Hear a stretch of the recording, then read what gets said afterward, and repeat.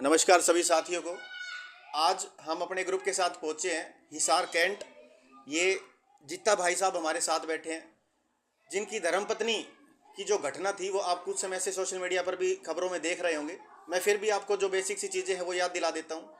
37 वर्षीय वो बहन जो किसी की बहू थी, किसी की बेटी थी, उसका इतना निर्मम तरीके से हत्या होती है।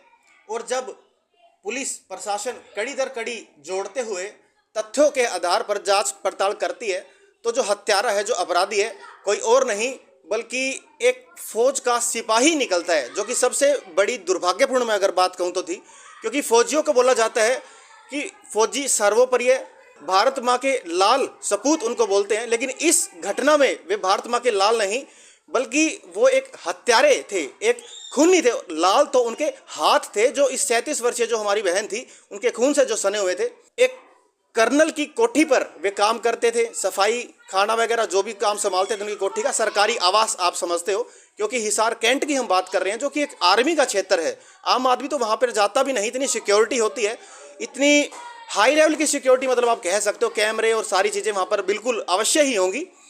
और जब जांच पड़ताल करते हैं तो वो फौजी, वो हत्यारा हमको बताता है कि भाई मैंने लाश को खड्डे में, मतलब लगभग 4 फीट गहरा खड्डा उन्होंने खोदा। तो इस बात से भी आप ये अंदाज़ा लगा सकते हो कि इस कुकृत्य में वो अकेला तो नहीं होगा, एक से ज़्यादा हत्यारे इस चीज़ में बिल्कुल है। ये चीज़ बिल्कुल स्पष्ट दिखाई दे रही है। अब हम उनके हस्बैंड के साथ बैठे हैं, उनके परिवारजन के साथ बैठे हैं हम, तो इन्होंने हमको बताया कि बहन का कल अंतिम संस्कार कर दिया गया है और कुछ मांगे थी जिन पर, मतलब उन मांगों पर चर्चा हुई प्रशासन के साथ।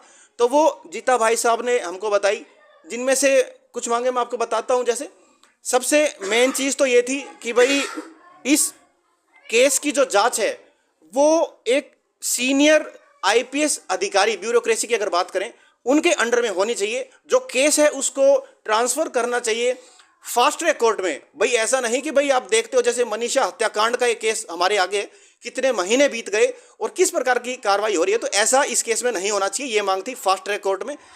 उसके बाद बच्चों के सिर से माँ का साया उठा है, उनके भविष्य की बात है, उनकी शिक्षा की बात है, आर्मी स्कूल के अंदर बच्चों का एडमिशन, और परिवार को इस हालत में संभालने के लिए, क्योंकि बहन तो वापस नहीं आ सकती, लेकिन फिलहाल परिवार को संभालने के लिए कुछ ऐसी आर्थिक सहायता जिससे परिवार थोड़ा सा कंट्रोल में आने का काम हो जाए।